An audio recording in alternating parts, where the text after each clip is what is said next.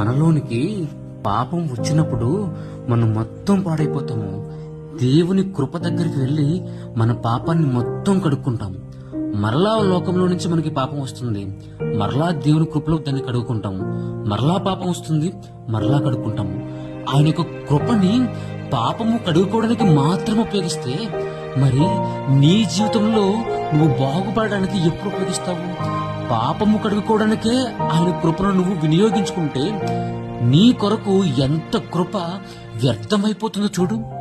ఒక్కసారి చూడు, ఎంత కృప వ్యర్థమైపోతుందో పాపము కొరకు మాత్రమే.